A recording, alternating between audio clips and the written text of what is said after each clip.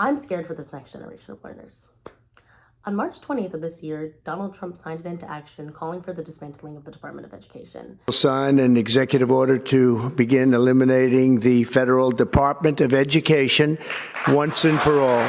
Now, he's been yapping a lot about trying to dismantle the Department of Education, but now that he's in office, he's finally getting to it. This would mean the government would completely pull their funds from schools, gutting the majority of funds that public schools, federal aid, and special education services receive, impacting Americans nationwide.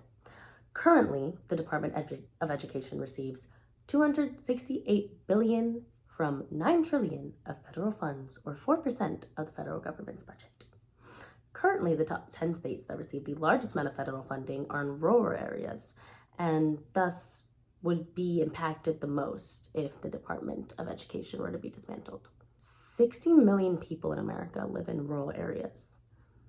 According to the National Student Clearinghouse, only 56% of high school graduates in rural areas immediately enrolled in college.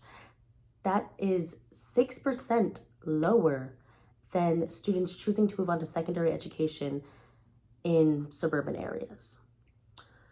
And although more than half of these graduates attend college, only 41% will graduate, many of them dropping out.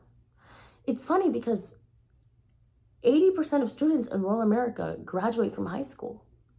So why are so little moving on to secondary education? And why are so little failing in secondary education? Why are students in rural America receiving a lower quality education, eventually leading to failure in higher education than those in states such as New York or California? Well, it all comes down to geography. Rural America is vast and commonly less developed than coastal areas in America.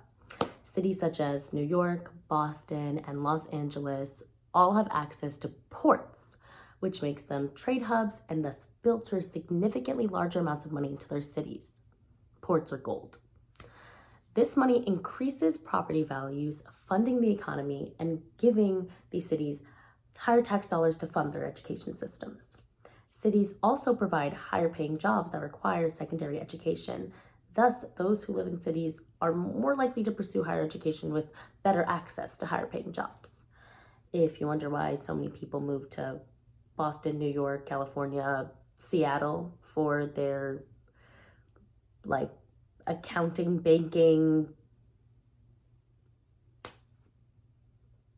AI making jobs, that's why. That's where the jobs are.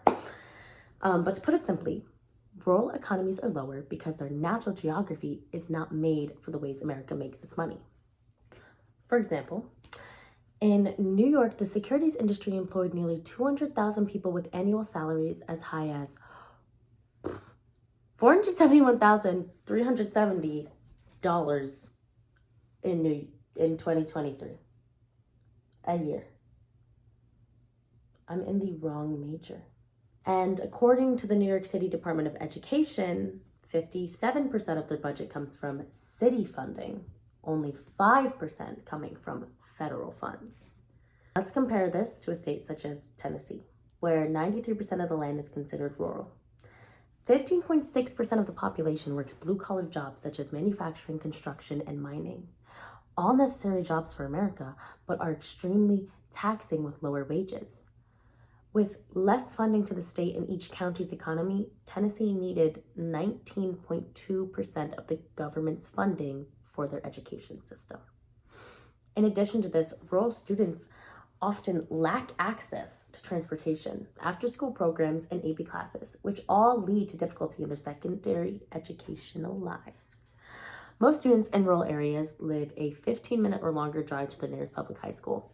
With 22.2% of rural children living in poverty, many students don't have access to private vehicles to get to school. And with public transportation being scarce, it's less likely for a student in a rural community to pursue extracurriculars, tutoring, and after-school programs, all leading to a lower quality education than those in urban and suburban areas. I mean, think about it.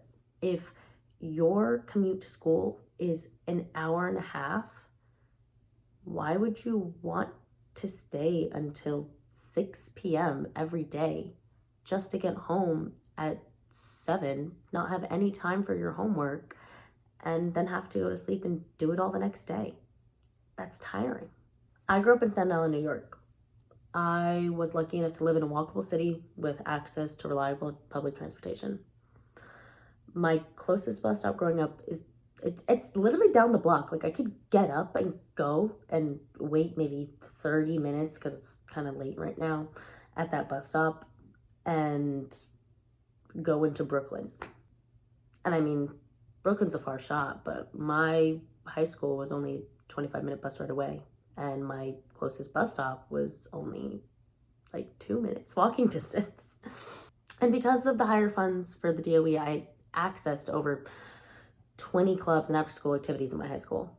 But yeah, I'm really scared for most of America if the Department of Education gets dismantled. I mean, 60 million Americans living in rural areas, and 12 million children living in rural areas.